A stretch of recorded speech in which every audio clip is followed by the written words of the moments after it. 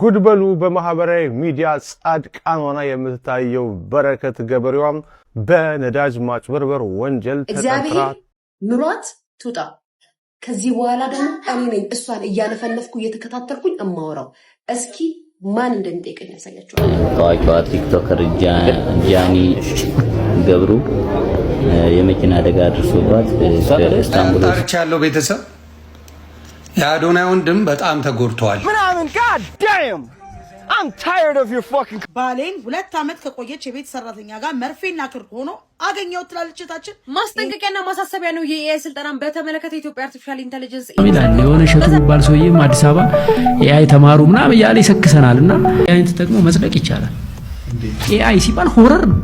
ኤአይ ሲባል ይሉ ህፃናትን ለቪው መበዝበዝ ወይም መሸጥ ይባላል። እሸቱ መለሰ እንዳንተ አይነት ደፋር አይቻላውቅ። ኑሮህ በምንድን ነው የተመሰረተው? በህፃናት ልጆች። የሚስቱን ሰገራ ስላየ ብቻ ሚስቱን ስለፈታት ወንድ ያልሆነ አባት ወይም ደግሞ ወንድ ያልሆነ ባል ታሪክ ነው የምነግራችሁ። ሰላም ውድ ያገሬ ልጆች እንዴት ናችሁ? ዛሬም እንደተለመደው ከሶሻል ሚዲያ አነጋጋሪና ወቅታዊ የሆኑ ቪዲዮዎችን ይዤላችሁ ቀርብ ያለው። ለዚህ ቻናል አዲስ ከሆናችሁ ላይክ፣ ሰብስክራይብ በማድረግ ይህን ፋሚሊ መቀላቀል ትችላላችሁ። ሀሳብ አስተያየቶቻችሁን ኮሜንት ሴክሽን ላይ ጻፉልኝ። ወደ ዛሬ ቪዲዮቻችን እንሂድ። ባሌን 2 አመት ከቆየች የቤት ሰራተኛ ጋር መርፌና ክር ሆኖ አገኘው ትላለች። ይሄን ክሬዚ የሆነ ታሪክ አብረን እንሰማዋለን ጋይስ።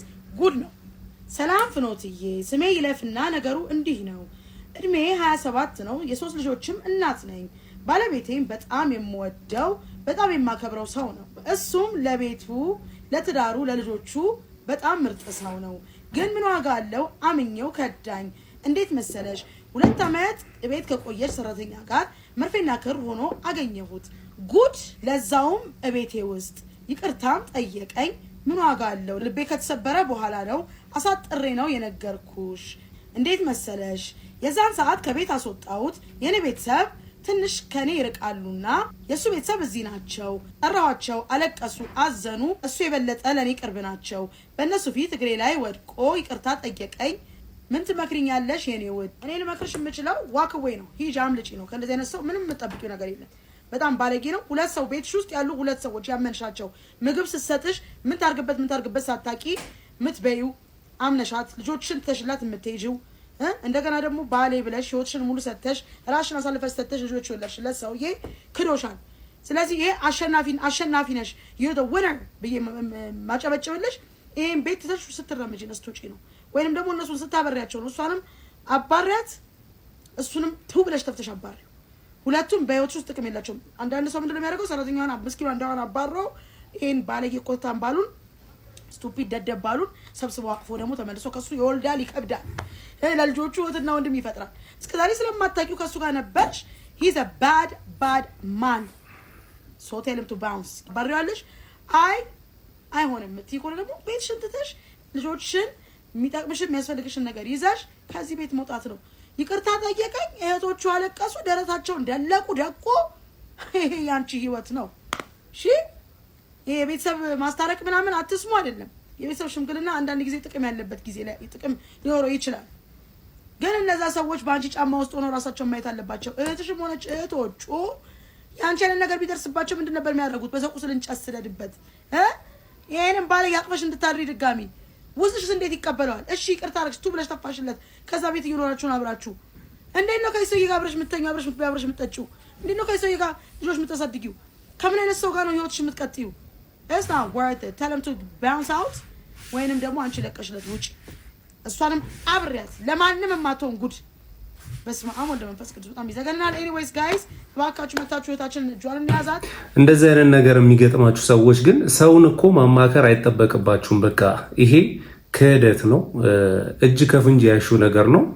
መተው ነው ያለብሽ። ዛሬ አሳዛኝና ሰበር ዜና መናገር ፈልጌ ነው። ለአጋጣሚ ለሕክምና ወደ ኢትዮ ኢስታንቡል ሰር ታዋቂዋ ቲክቶከር ጃኒ ገብሩ የመኪና አደጋ አድርሶባት ከኢስታንቡል ሆስፒታል ወጣ ወደ ላንሴት ስትሄድ ላይ ያለች እየወረደች ባለው መኪና ለአጋጣሚ አጠገቧ እናቷ ብቻ ነበር የተሳፈረችው እና ጓደኛዋ ነበረች። እሳቱ ለማየት ፊቷን ስለሸፈነ ለምን ተጠጋ ብዬ ማውሳት አልቻልኩም። ያው እንደሰማችሁት በትላንትናው ዕለት ጃኒና የአዶናይ ወንድም የመኪና አደጋ እንደደረሰባቸው ተሰምቷል። እንግዲህ ፈጣሪ ከእናንተ ጋር ይሁን፣ ድናችሁ ወደምትወዱት ስራችሁ እንድትመለሱ መልካም ምኞታችን ነው። እግዚአብሔር ምሯት ትውጣ። ከዚህ በኋላ ደግሞ እኔ ነኝ እሷን እያለፈለፍኩ እየተከታተልኩኝ እማወራው። እስኪ ማን እንደሚጠይቀኝ ያሳያቸዋለሁ። ምን አረገሽ ደግሞ አሳያቸዋለሁ። እንደዚህ የምታስቡ ከሆነ በዚህ ደረጃ የምትሉ ከሆነ እስኪ እናያለን። ያደረጉትን ነው የምናወራባችሁ። ካለበለዚያ ከሚዲያ መጥፋት ነው፣ ሚዲያ ላይ አለመምጣት ነው። ስም መሰደቡን ወይም መወራቱን ከፈሩ ሚዲያ ላይ አለመምጣት። ከላይ ስሎሞሽን ከኋላ በጓሮ እንጨት እጃችሁ ውስጥ እያስገባችሁ ስንናገራችሁ የምትናደዱ ከሆነ እኛም ሴት ነን፣ እኛም ለሀገራችን መንግስት ልጆች ነን። እኔም ልጄ እሺ። እናንተ የምትደግፏት መንግስት የለም እያላችሁ መንግስትን የምታበሻቅጡባት በሷ ከሆነ መንግስት እንዳለ በእኔ እያሳዩአችሁ ነው። እኔ እያሳዩአችሁ ነው። እንደውም የእሷ ደጋፊ የሆናችሁ ሰዎች ፖል ተጋጭቶ ነው ግንብ ተጋጭቶ ነው። የት ነው ፖል የተጋጨው? ግንብ የተጋጨው የት ነው? የት ነው አደጋው የደረሰው? እናንተ ወዳጅ ስለሆናችሁ ታውቃላችሁ። ስለዚህ መንግስት ያለመሆን መንገድ ያፈረሰ ሰው አለ። ትራፊክ ይህንን በደንብ ሊያጣራልን ይገባል። አዎ ጋይስ የስ እንደዚህ ብላችሁ ከሆነ የምትሉ እኛም እንደዚህ እንጠይቃቸዋለን። በጣም ነው ደጋፊ ሆናችሁት። ልጅቷን የማትወጣ ጉድጓድ ውስጥ አትክተቷት እሺ። እንዴ ጋይስ ምን አርጊ ነው የሚሉኝ? ምን አርጊ ነው የሚሉኝ? ያ አላህ ያ ረብ እንጂ ቤተሰብ ያ አላህ አስተፍርላ። ሊያሾ እንግዲህ የዛተች ትገኛለች። በአደጋ ግን አይዛትም። ምንም ቢሆን አክሲደንት ነው። አጋጣሚ ፈልጋችሁት የሚመጣ ነገር አይደለም። ስለዚህ ፈለገ የማትወዱትም ሰው ቢሆን መልካም ምኞት ከመመኘት ውጪ ሌላ ነገር መናገር ተገቢ ነው ብዬ እኔ አላስብም። አጣርቻለሁ ቤተሰብ የአዶናይ ወንድም በጣም ተጎድቷል። እግዚአብሔር ይሁነው። የአዶናይ ወንድም በጣም ተጎድቷል። ጃኒ ግን ደህና ነች። እግዚአብሔር የመኪና አደጋ ነው። የመኪና አደጋ ኤፍዬ በጣም ያሳዝናል። እግዚአብሔር ናቸው።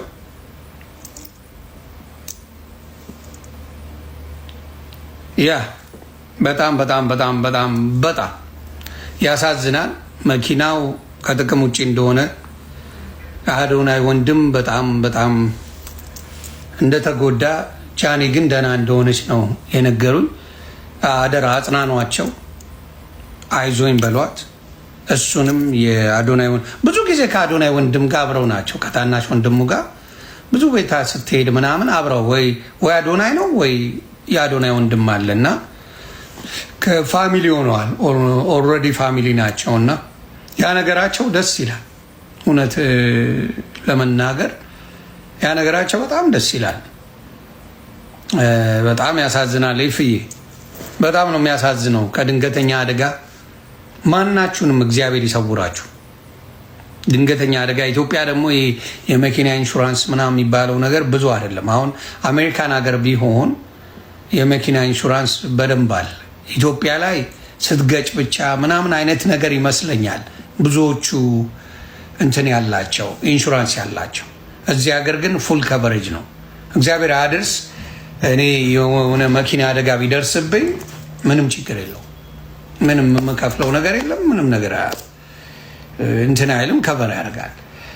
ኢትዮጵያ ግን ብዙ ጊዜ የሚያደርጉት ምንድን ነው ከቨሬጁ ምንድን ነው ሰምታይምስ አይ ቲንክ ስትገጩ ብቻ ነው ብዙ ሰዎች እንትን የሚለው። በሆነ አደጋ ቢደርስባችሁ በምን ያውላ ብር ገደል ገባ ማለት ነው። ከባድ። እኛ ሀገር ላይ የኢንሹራንሱ ነገር በጣም መሰራት ያለበት፣ የሚቀረው ብዙ ነገሮች አሉ። እኔ እንኳን ቅርብ ጊዜ አሜሪካ ሀገር ላይ አንድ $60,000 መኪና አክሲደንት ደርሶበት የቅርብ ሰው ነው እና $40,000 ተመልሶላቸዋል። እኛ ሀገር ግን ብዙ ጊዜ ለጎዳነው መኪና ጉዳት ላደረስንበት መኪና ነው ኢንሹራንስ የሚሰጠው። አይ ቲንክ ሶስተኛ ወገን እንደዛ ነው። የኢንሹራንሱን ነገር ግን እርግጠኛ አይደለሁም። ግን ቢሆንም ኢንሹራንሱም ያው በጣም መሰራት ያለበት የሚቀረው ነገሮች በጣም ብዙ ምን ጀመረ? ምን ሆነሽ ደግሞ? ምናምን God damn! I'm tired of your fucking culture, man. I'm tired of this shit. እግዚአብሔር ይስጣችሁ። ሀበሻ ድሮም አይን በነገራችሁ ላይ የሀበሻ አይን ማለት እውነቴ ነው፣ መጫኛ ያደርቃል፣ መጫኛ ያቆማል። ማርያምን ነብራችሁ አሳበዳችሁት አይደል? በነገራችሁ ላይ አይን የሚበዛበት ነገር የሚያምረው እንጀራ ላይ ደግሞ አንተም ይሄ አብሮን የኖረ እሴታችንና ባህላችንን አትንቀፍብን። ሀበሻ በባህሪው በስነ ስርዓት ምቀኝነታችን፣ ወረኛነታችን፣ የሰራ ሰው አለማመስገናችን፣ ሁሌ ምቀኛ መሆናችን፣ ትንሽ ከፍ ስንል በኩርኩም ወርታችን መምታታችን እንዴ ምን ሀሜታችን ይሄ እሴታችን አብሮን ያደገ አብሮን የተወለደ ከአያቶቻችን ሲወርድ ሲወረድ የመጣ ባህላችን እና አትቃወምብን። አንተ እኮ መጨረሻ ላይ እኮ በቃ ከጨዋታ ውጭ ወጣህ እኮ ካናዳ የመጣለት ነው ኢትዮጵያ ውስጥ ያልፍልኛል ወንድም። የሀበሻ አይን ከባድ። ኤኒዌይስ በነገራችሁ ላይ አንድ ነገር ልንገራችሁ፣ የቱ ጋር እንደሆነ ስተትን ቼክ አድርግ አንተ። ገብቷል አይደለ? በጣም ኤግዛጀሬትድ የሆነ በቃ የተጋነነ ቪዲዮ አለቃቀቅ የሆነ አሁን እኮ የምትለቀልን ቪዲዮ እኮ ሽንት ቤት ተቀምጠ ብቻ መልቀቅ ብቻ ነው የቀረው። ሀበሻ እንደዚህ አይነት ነገር አይወድም፣ ይሰለችዋል ሁሉ ነገር። እውነቱን ነው። ላይፉን ያስብ ያንተም ቪዲዮ ስክሮል ሲያደርግ ይላል። ገብቷችኋል አይደለ? አንተም ፈጣጠንክ። ኤኒዌይስ ተረጋጋ በሉት። ለማንኛውም ይሄ ጃኒ ደግሞ የምትናገረው ነገር ይሄ ሰው በግሩፕ መጥቶ ሰለቸኝ ይላል ማለት አንቺም ሼም ይዞሽ ነው እንጂ አንቺ ራስሽ ፈትተሻል። ማርያም ነው። ገብቶሻል አይደለ? አሁን እዚህ ጋር ሁሉም ሰው ይወደኛል ማለት ገባኝ። የሆነ ሰዓት ላይ ያራገበልህ የኛ ሰው። ኤኒዌይስ ጸልዩለት፣ እግዚአብሔር ይስጣችሁ። አሳበዳችሁ ትርጁ። እውነት ነው። የኛ ሰው ሊወድም ትንሽ ነገር ይፈልጋል፣ ሊጠላህም ትንሽ ነገር ነው የሚፈልገውና አሁን ላይ አዶናይን በጣም ጠልተነዋል፣ ደብሮናል፣ አትምጣብን፣ ቪዲዮም አሰለቸን ምናምን እያሉት ነው። በምን የተነሳ እንደሆነ አላቅም፣ ግን የራሴ ግምት ምን ይመስላችኋል? ከጃኒ ጋር ተመልሶ አብሮ ስለመጣ ብዙ ሰዎች የደበረው ይመስለኛል። የሚስቱን ሰገራ ስላየ ብቻ ሚስቱን ስለፈታት ወንድ ያልሆነ አባት ወይም ደግሞ ወንድ ያልሆነ ባል ታሪክ ነው የምነግራችሁ። አጠራ አሳረግላችሁ። ሁለት በጣም የሚዋደዱ ፍቅረኛዎች ነበሩ። በቃ አላ ሞትልሻለሁ ሞትልሃለሁ የሚባባሉ ነበሩና አይቀርም ተጋቡ። ከዛ ሁለቱም ልጅ መውለድ ይፈልጋሉ። እሱም ልጅ ወዳሉ ይላታል፣ እሷም ልጅ ወዳለው ትለዋለች። ከዛ መጨረሻ ላይ ታረግዛለች እሷ ማለት ነው። ማይደርስ የለም 9 ወር አልፎ ያረግዘ ልጅቷ መውለጃዋ ታይም ይደርሳል ማለት ነው። እና ምን ይላል ለቃ እንደወንድ ቃ ያለውና ነገር ብሎ መውለጃ ክፍል ይገባል። አክቹሊ እንደም ወንድ እንዲ ባሎች ነው ግዴታ መግባት አለባቸው። እሱን አላውቅም፣ በጣም ኢንፎርሜሽን የለኝም ስለሱ። ብቻ ከዛ ጀለስ መዋለጃ ክፍል ገብቶ ያው ምጡና ነገር ይጀመራል። በቃ ሚስትዮዋ ሪ ትላለች። በተለይ ደግሞ የመጀመሪያ ልጇ ነበረ። ከዛ የሆነ ሰዓት ላይ በቃ ወደፊት ለፊት እንዲጠጋ ብሎ ማየት ጀመረ። ኖርማሊ ከጀርባም እንዲጋብ ቢቆምና እጇን ቢዝ በቂ ነበር፣ ግን ወደፊት ለፊት ቆሞ ማየት ጀመረ የሚካሄደው ነው ታች ማለት ነው። ከዛ ነርሶችም አሉ ዶክተርም አለ፣ ሁሉም ያው እንደምታውቁት ነው። ማዋለጃ ክፍል ምን ይፈጠራል? ጀነራሊ እንዲ ሴቶች በሚወልዱ ሰዓት ፑሽ የሚያደርጉት የሚያደርጉበት መስል እንደዚህ ለሽንት ቤት እንደምንጠቀመው አይነት መስል ነው። አትመሳሳይ ነው። ገብታችኋል?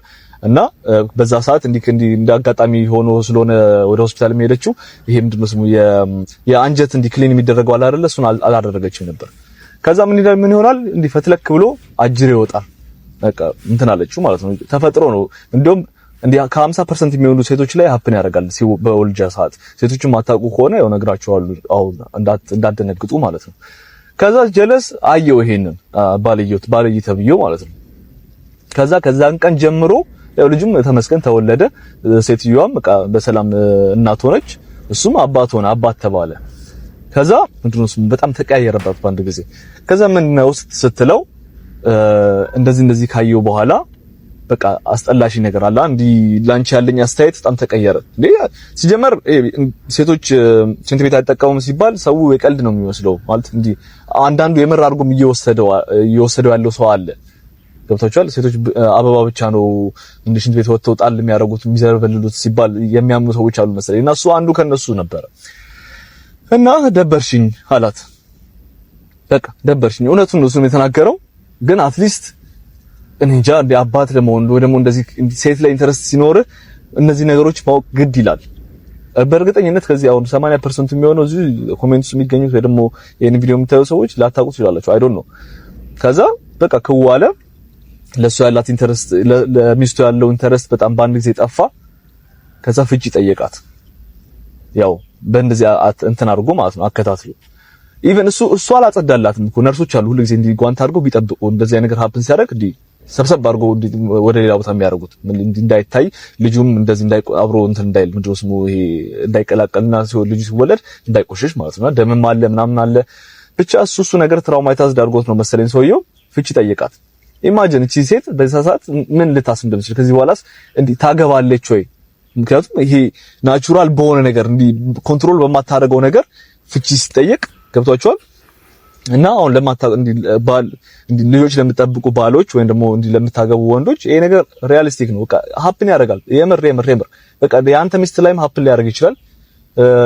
የሱ ሚስት ላይም ሀፕን ሊያደርግ ይችላል። የኔ ሚስት ላይም የሆነ ጊዜ ሀፕን ሊያደርግ ይችላል። ምክንያቱም ከ50% በላይ ከሆነ ማንም ሰው ከዛ ያመልጥ። ስለዚህ ማዋለጃ ክፍል ስትገቡ ይሄንን አምናችሁበት ግቡ። ማትችሉት ከሆነ ደግሞ አንዳንዱ አንጀቱ አይችልም። በቃ አልችልም ካልክ ደግሞ ማየት አልችልም ካልክ ደግሞ አትግባ። ግን በእንደዚህ አይነት ሰዓት ነው ከሚስት ጎን ሞር መቀመጥ ያለብህ። እና በዚህ ጉዳይ ፍቺ ጠይቆ ተፋተው አሁን የልጁን እንትን ይከፍላል ምንድነው ስሙ በየወሩ እና ከዛ ውጪ ግን ልጁን ይሄ የሚከፍለው ገንዘብ አያሳድገውም። ልጁ የአባት ፍቅር ያስፈልገው ነበር። ግን ከሚስቱ ጋር አብሮ መኖር አልቻለም። እሷንም እንዲ ሴክሹአሊ እንዲ አትራክቲቭ አርጎ መቀበል አቃተውና ሴቶች የምታውቁ ከሆነ ለባሎቻችሁ መጀመሪያ ንገሯቸው እንደዚህ ሀፕን ሊያደርግ ይችላልና አምነበት ግባበት በሉ። ወይም ደግሞ ወንዶቹ ደግሞ እንደዚህ ነገር ምን እንደሚፈጠር በወልጃ ሰዓት ምን እንዳለ ምናምን ነገር በደንብ እንትን በሉ ሪሰርች አድርጉና ግቡበት። በኋላ ላለመደንገጥም ማለት ነው። እና እንደዚህ አይነትም ፍቺም አለ ልላችሁ ፈልጌ ነው። ያሳዝናል። ግን አንዳንዴ ላይፍ እንደዚህ ፌር አይደለችም ለእናትየዋም ለሚስትየዋም ቢሆን።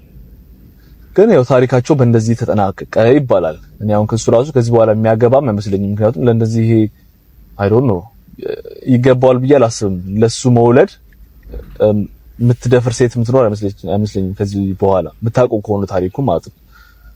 ብቻ ያሳዝናል። ያ ይሄንን ልንገራችሁ ብዬ ነው። ተፈጥሮ ግን ትገርማለች። የምሬን ይሄ ሰው ከሰው መታሰር ነው ያለበት እንደኔ ሐሳብ። ልጁንም ማየት አለበት ብዬ አላስብም። ትዳራችን ጥሩ ነበር። መጀመሪያ ጊዜ ፍቅራችንም ጥሩ ነበር። ከተጋባን በኋላ ግን በኢኮኖሚም በምንም እሷ ስለምትበልጠኝ ብዙ ነገር እሷ ነበር ቤት ውስጥ የምትሞላው እና ከሆነ ጊዜ በኋላ ጸባዩ እየተቀየረ ፍቅር አልሰጥ እያለች መጣች። ያው ስራ ብዙ ስለምትሰራ እየደከማት እየመጣች ነው ብዬ ስለማስብ ብዙ ማለጨና አላጨናንቃትም። ግን እንትኗ በዛብኝ፣ በደሏ በዛብኝ። እኔንም የበታችነት ስሜት የምታሰማኝ ነገር በዛብኝ። ስለዚህ ሳልፈልግ እያፈቀርኳትም ቢሆን ያው እንድንፋታ ጠየቅኳትና ልንፋታ አንድ ሳምንት ምናምን ሲቀረን በተቀጣጠርንበት ጊዜ በመኪና አደጋ ሙሉ ሰውነቷ ፓራላይዝድ ሆነ እና እጇ ብቻ ነበር የሚሰራው። እንደዛ ሆና ጥያት መሄድ አልፈለኩም። አብሬያት ቆየሁ እያስታመምኳት እና ሁሉ ጊዜ ቀን በቀን ስለምንገናኝ ለምን እንደዛ እንደሆነችብኝ መጠየቅ ጀመርኩ። መጀመሪያም እኔን ለበቀል ወንዶችን መበቀል ስለምትፈልግ እንዳገባችኝና አሁን ግን እኔ ጋር ካገኘችው ጥሩ ፍቅር የተነሳ ብዙ ነገሯ እንደተቀየረ፣ ጸባዋ እንደተቀየረ እና ስንት ዓመት ወደ 2 ዓመት ምናምን ያስታመምኳትና ባስታመምኳት ጊዜያቶች በጣም ጥሩ ስለነበርኩኝና በረንብ ልቤን ስላገኘችው እንደምታፈቅረኝ ነገረች። እኔም በጣም ነበር ደስ ያለኝ። ምክንያቱም እኔ ማፈቅራታለሁ። ታማም ጥያት መሄድ አልፈልግም። አሁንም ጥያት መሄድ አልፈልግም ነበር። ግን ለሕክምና የተሰጣትን መድኃኒት አንድ ቀን ማታ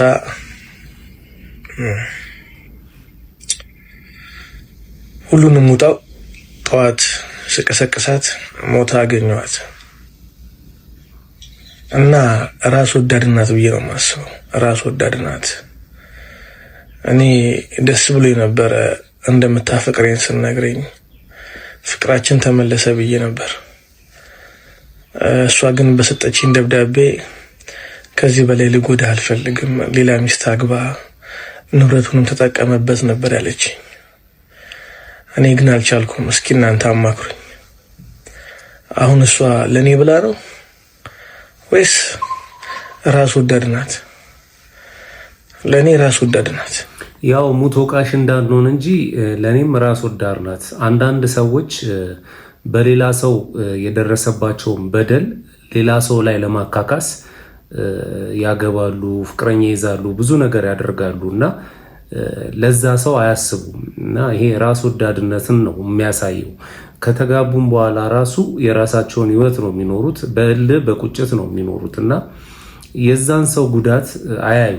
ማስጠንቀቂያና ማሳሰቢያ ነው። የኤአይ ስልጠናን በተመለከተ የኢትዮጵያ አርቲፊሻል ኢንተለጀንስ ኢንስቲትዩት በዛሬው ዕለት ማስጠንቀቂያና ማሳሰቢያዎችን እየሰጠ ይገኛል። የኤአይ ስልጠና መስጠት የሚችሉት ብቸኞቹ የኢትዮጵያ አርቲፊሻል ኢንተለጀንስ እንዲሁም በተጨማሪ ደግሞ ህጋዊ እውቅናና ፈቃድ ያላቸው ድርጅቶችና ተቋማት ብቻ ናቸው ሲሉ ኢንስቲትዩቱ ያሳወቀ የሚገኘው። በተለያዩ ቦታዎች ላይ እንዲሁም ደግሞ በግለሰብ ደረጃ የኤአይ ስልጠናን የምትወስዱ ሰዎች እውቅናም ሆነ ፈቃድ የሌለው ከሆነ ጥቅም የለውም፣ እንዲሁም ደግሞ ላላስፈላጊ ወጪ ትዳረጋላችሁ፣ ጥንቃቄ አድርጉ እያለ ነው የሚገኘው። በሰዓትም በተለያዩ ቦታዎች ላይ ማለት ነው በተለምዶ የኤአይ ስልጠና ይሰጣሉ በማለት የተለያዩ ማስታወቂያዎች ይነገራሉ። እንዲሁም በተጨማሪ ደግሞ በተለያዩ ማህበራዊ ትስስር ገጾች ላይ የተመለከተን የምንገኘው ይህንን ተከትሎ የኢትዮጵያ አርቲፊሻል ኢንተለጀንስ ማሳሰቢያና ማስጠንቀቂያዎችን ለማህበረሰቡ አውጥቷል። ህጋዊ ፈቃድም ሆነ እውቅና ከሌላቸው ድርጅቶች ውጪ በፍጹም የኤአይ ስልጠናን መስጠት አይቻልም። እንዲሁም በተጨማሪ ደግሞ ይህንን ስልጠና የምትወስዱ ሰዎችም ጥንቃቄ እንድታደርጉ ጭምር መልእክቶችን አስተላልፎላቸዋል። ይህ ቪዲዮ ለሚያስፈልገው ጓደኛችሁ ሼር አድርጉለት። በዚህ የኤአይ ስልጠና እንግዲህ እሸቱ በስፋት ሶሻል ሚዲያው ላይ ሲያወራ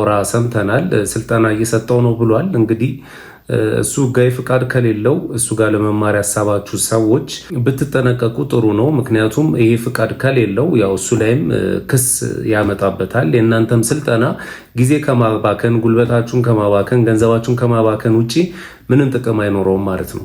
ኖርማል አይደለም።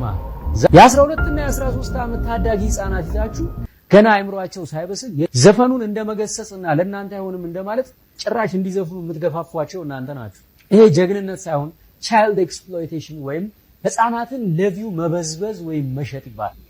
እሸቱ መለሰ እንዳንተ አይነት ደፋር አይቼ አላውቅም። ኑሮህ በምንድን ነው የተመሰረተው? በህፃናት ልጆች።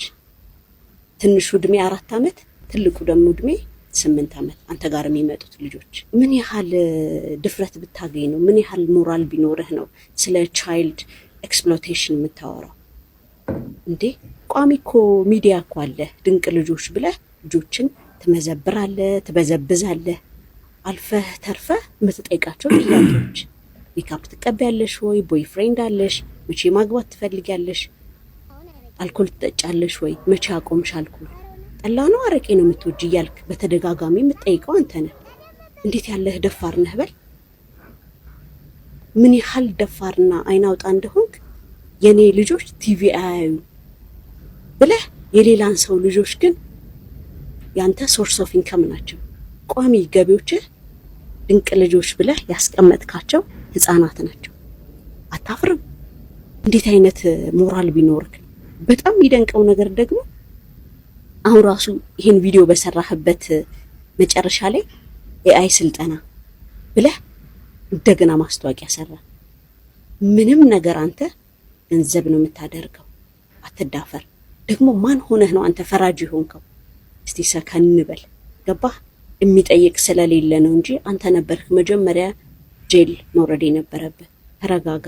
መጀመሪያ ራስህን ፈትሽ። እሸቱ ላይ እንግዲህ አብዛኛው ኢትዮጵያዊ ተነስቶበታል ማለት ይቻላል። ምክንያቱም የሚያደርጋቸው ነገሮች እርስ በርስ የሚጣረሱ ናቸው። በተለይ ደግሞ ባምቢ አበሻን ከተናገራት በኋላ ብዙ ሰዎች ፊታቸውን እሱ ላይ ነው ያዞሩት። ያው ባምቢም ጥፋት እንዳለባት ሆኖ ማለት ነው። እኔ ከዚህ በፊት ቪዲዮ ሰርቼ ነበር። አንዲት ህፃን ልጅ አቅርቦ ድንቅ ልጆች መሰለኝ ፕሮግራሙ ራሱ አረቄ ትጠጫለሽ ምናምን የሚል ቃለ መለለስ አሰባችሁታል? ከአንድ 4-5 ዓመት ህፃን ጋር አረቄ ትጠጫለሽ አትጠጪም የሚል ጥያቄ መጠያየቅ፣ ይሄ አሳፋሪ ነው። የእሱ ልጅ ቲቪ እንደማያይ ራሱ ተናግሯልና ብዙ ነገሮቹ ግራ የሚያጋቡ ሆኗል። እሸቱ ቤተክርስቲያንን አዛኟ መስለው ልጇ መስለው ጉያዋ ስር ገብተው በዝብዘዋታል ብዬ ከማስባቸው ሰዎች መካከል አንዱ ይሄ ያያዘ ልደታ የሚባለው ግሩፕ ነው።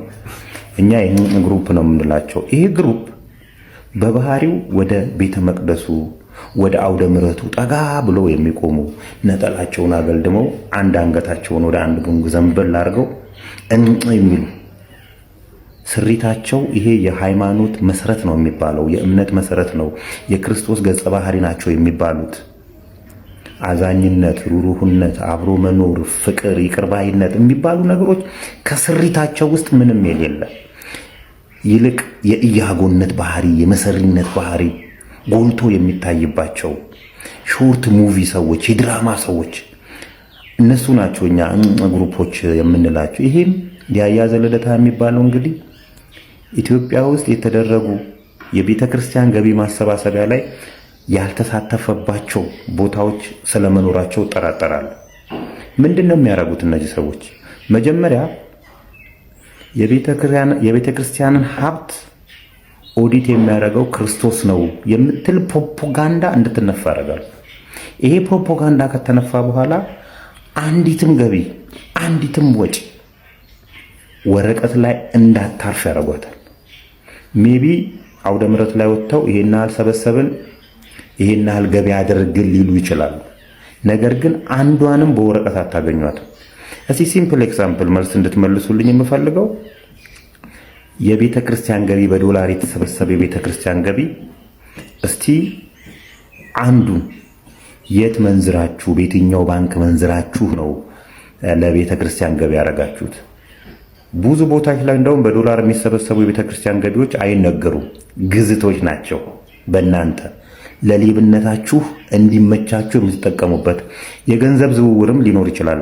እዚህ አካባቢ ያያዘ ልደታ በባህሪው ከቤተ ክርስቲያን ላይ ገንዘብ መውሰድ ኃጢአት አይደለም ብሎ የሚያስብ፣ ኮሚሽን መውሰድ ኃጢአት አይደለም ብሎ የሚያስብ፣ ነገር ግን ይሄ ትክክለኛነቱን ለሕዝብ የማይናገር ቤተ ክርስቲያን ጉያ ስር ገብቶ ልጇ መስሎ የሚቡጦብጥ አንዱ ሰው ነው። በቅርቡ ወደ ካናዳ ሄደ። እንግዲህ ካናዳ ከሄደ በኋላ ከቤተ ክርስቲያን ያለውን የገቢ ምንጩ ተቋረጠበት። ስለዚህ ሌላ የገቢ ምንጭ መፈለግ አለበት። አሁን ደግሞ ፖለቲከኛ ሆኖ ብቅ አለ። አዳነች አቤቤ እንደዚህ አርጋ ልጆች እንደዚህ አርጋ ህብረተሰብን አፈናቅላ ባንታ ያምር። አንተ ትክክለኛ ሰው ብትሆን ኖሮ ለቤተ ክርስቲያን ነበር መንቆርቆር የነበረብህ። ቤተ ክርስቲያንን ከሚጠሉ ሰዎች መካከል ግሩፖች አንዱ ናቸው። እንደ ቤተ ክርስቲያን ኢትዮጵያ ውስጥ ያላትን ስብዕና ይዛ እንዳትቀጥል ከምታረጉ ሰዎች መካከል እናንተ ናችሁ። አምና ላይ የቤተ ክርስቲያን ሰው ነበርክ፣ አማኝ ነበርክ፣ ቄስ ነበርክ፣ ወደ አንድ አገድለ እንትን ነበርክ። ዘንድሮ መጣህና ደግሞ ፖለቲከኛ ሆንክ ማለት ነው። በእውቀቱ ስዩም ምን ይላል? አምና በዚህ ሰዓት አድማ በታኝ፣ ዘንድሮ መጣና የኳስ ተንታኝ። ባይዘዌ አሁን ታበርሲሳ፣ ወገን አበበ፣ ታላቁ ኬኩን፣ ተስፋዬ፣ ሌዊ ሳባባት እነዚህን የጠሯቸው ሰዎች እንዳለ ሶሻል ሚዲያ ላይ በስፋት ሌቦችን የሚያጋልጡ ሰዎች ናቸው እና አንደኛው በቤተ ክርስቲያን ላይ የሚደረግ ዘረፋን እየተቃወሙ በማስረጃ እያሳዩ ያሉ ሰዎች ናቸው። ያ ነገር በስፋት ከተወራ በኋላ የቤተ ክርስቲያን ገቢ ማሰባሰቢያ የሚባል ነገር የለም፣ ጠፍቷል። በአርቲስቶቹም በነዚህ ማን ነበረ በነ ባሮክ ምናምን በሚባሉት ሰዎች ራሱ ጠፍቷል፣ የለም። ለምንድን ነው የጠፉት? እስኪ ኃጢአት እናውራ ከተባለ ፈለገ አትናቴዎስ ዝሙት ውስጥ የነበረ ሰው እዚህ ላችኋል አይደለ? ታውቂያለሽ ላይ ፖስት ተደርጎ ነበረ። እንደውም ኤክስፖዝ አድርገውኛል ብሎ ያሰባቸውን ሴቶች አስደብድቧል። ዴት ሲያደርግ የነበረ ሰው ነው። አሁን በተክሊል ያገባው ቤተክርስቲያን ውስጥ ቤተክርስቲያን ገንዘብ አሰባስበህ አልሰጠህም ተብሎ እኮ ክስ ወቀሳ የቀረበበት ሰው ነው ፈለገ። በተክሊል ያገባው ቤተክርስቲያን ውስጥ እርስ በርስ ስለሚደጋገፉ እርስ በርስ ስለሚቀባቡ እርስ በርስ ስለሚሸፋፈኑ ነው እንጂ ካንቺ ጓዳ የባሰ የተላ ጓዳ ነው እነሱ ጋር ያለው ሰው ለማን ፈለገ ጉዳይ ሁላችሁ የምታውቁት ነገር ነው። እንዴት በተክሊል አገባ ምናምን ብላችሁ ተገርማችኋል። ኤኒዌይ ዛሬ ከመጽሐፍ ቅዱስ ውጪ የሆነ ወሬ ላወራችሁ ነው። ፍትሐ ነገሥት ስለሚባል መጽሐፍ ፍትሐ ነገሥት ቤተክርስቲያን በፍትሐ ነገሥት መጽሐፏ ክህነት ይመለሳል። ዲያቆን ካህን ከሆናችሁ የቤተክርስቲያን ውስጥ አገልጋይ ከሆናችሁ ድንግልና ይመለሳል፣ ክህነት ይመለሳል፣ ድቁና ይመለሳል፣ መሪ ጌታነት ይመለሳል፣ ምርግትና ኤኒዌይ የማይመለስ ነገር የለም። አገልጋይ ከሆናችሁ ለምእመን ነው የማይሰራው ይሄ ህግ በፍትሐ ነገሥት መጽሐፍ ማለት ነው። እና እሱም በተክሊል አይግረማችሁ ድንግልናው ምኑ ተመልሶለት ነው። ኤኒዌይ እግዚአብሔር አምላክ ይርዳን። በትርፍ ሰዓታችሁ ፍትሐ ነገሥት የሚባል አስቂኝ መጽሐፍ አለ፣ ማንበብ ትችላላችሁ። ሁላችሁም ትዝናኑበታላችሁ። ይመቻችሁ። ጉድ በሉ። በማህበራዊ ሚዲያ ጻድቃን ሆና የምትታየው በረከት ገበሬዋም በነዳጅ ማጭበርበር ወንጀል ተጠርጥራ ተከሰሰችም። ከባድ ወንጀል ነው። 100,000 ሊትር ነዳጅ በህገ ወጥ መንገድ ምንም አይነት ዲፖ ሳይኖራት ወስዳ አየር ላይ የፖሸረችው በረከት ገበሬዋም አሁን ደግሞ 466,000 ሊትር ነጭ ናፍጣ ያለምንም ህጋዊ አግባብ እንድታገኝ አድርጓታል የተባሉ ባለስልጣናትም አብሯት ተከሷል። በረከት ገበሬዋ ከ100,000 ሊትር በላይ ነዳጅ ከጅቡቲ በቀጥታ ዲፖ አለኝ በሚል ወስዳ ለኢንቨስትመንት በሚል ማለት ነው ወስዳ ጋምቤላ ክልል ውስጥ በወጣችው ዲማ ከተማ ውስጥ በወጣችው ላይሰንስ ነዳጁን በቀጥታ በ100 ምናምን ብር የተገዛ ሂሳብ በ1200 ብር አካባቢ ለወርቅ አምራቾች ሸጣለች ተብላ ጠርጥራለች።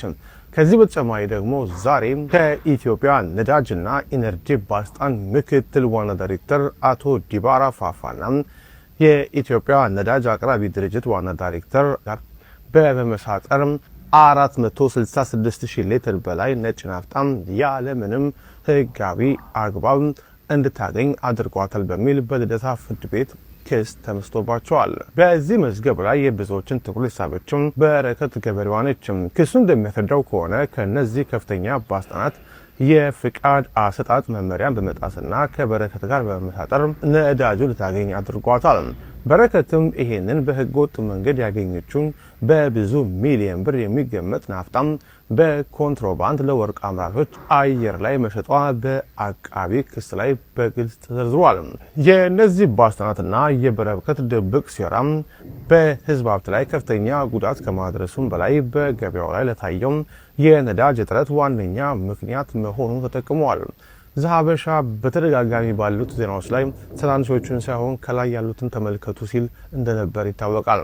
ነዳጅ እንዴት አየር ላይ ወደ ከተማ ሳይገባ አየር ላይ ለወርቅ አምራቾች፣ ለኮንስትራክሽን ሰራተኞች ነዳጅ እንዴት እንደሚሸጥ ከዚህ ቀደም ማጋለጣችን የሚታወቅ ነው። ከዚህ ባለፈ ሌሎች ተከሳሾች ሚሊዮን የሚቆጠር ሊትር ነዳጅ በማጭበርበር ህገወጥ የነዳጅ አከፋፋይነት ፍቃድ በማውጣት እንዲሁም በቤታቸው በተደረገ ድንገተኛ ብርበራ በህገወጥ መንገድ በ10 ሺዎች የሚቆጠር የአሜሪካን ዶላር፣ ዩሮና ፓውንድ ደብቀው መገኘታቸው የልደታ ምድብ የሙስና ጉዳዮች ወንጀል ችሎት መዝገባቸውን ከፍቶ ማየት ጀምሯል። በጉዳዩ ላይ ተከታታይ መረጃዎችን እናመጣለን፣ ጠብቁን። ለማንኛውም ማይ ፋሚሊ ለዛሬ ያስኩላችሁ ቪዲዮ ይህንን ይመስል ነበረ። ቪዲዮ እንደወደዳችሁት ምንም ጥርጥር የለኝም።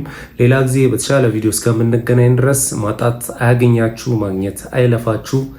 ሰላም ሁኑልኝ።